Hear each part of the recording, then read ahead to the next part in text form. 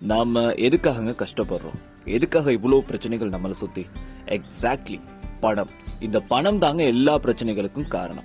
At the same time பெரும்பாலான இடங்கள்ல சொல்யூஷனும் கூட.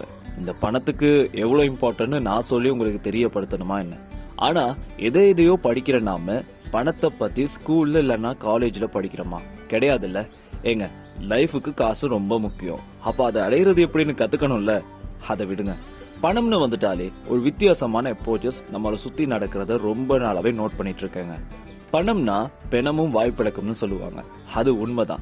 மனுஷனையே மாத்திரும். பணம் தான் தேவை, முக்கியம், அதுக்கு தான் இவ்வளவுன்னு நமக்கு நல்லாவே தெரியும். ஆனா அதை இன்னொருத்தட்ட இருந்து வாங்கும் போது ஏதோ வேண்டா வெறுப்பா வாங்குறது போல, இல்ல பரவாயில்ல வேண்டாம், எதுக்கு இது, அப்புறம் பாத்துக்கலாம், அப்படி இப்படின்னு சீனை போட்டுதான் அந்த பணத்தையே வாங்குறோம். ஏங்க, காசு தேவைதானுங்க நமக்கு, அப்புறம் என்ன கூச்சம்? சில நேரங்கள்ல பணத்தையே போதை பொருள் மாதிரி சின்னதா சுருட்டி கைமாத்துறாங்க.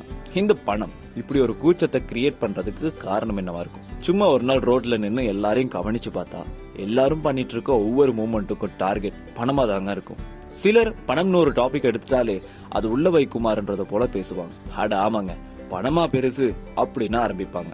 ஆனா கடைசியில லம்பா ஒரு அமௌண்ட் அடிக்கிறது அவங்களாதான் இருக்கும். நாம ஏதோ பேசக்கூடாததை பேசிட்ட மாதிரி ஒரு ஃபீலை கொடுத்துருவாங்கல்ல.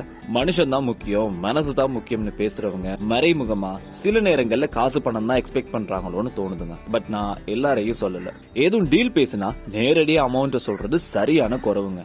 சுத்தி வளைச்சு வருவாங்க. பணம் தேவைதானுங்க. அதை ஓப்பனா கேட்கறதுல ஒரு சின்ன தயக்கம் இருக்கிறதுக்கு ரீசன் என்னவா இருக்கும்னு நீங்க நினைக்கிறீங்க?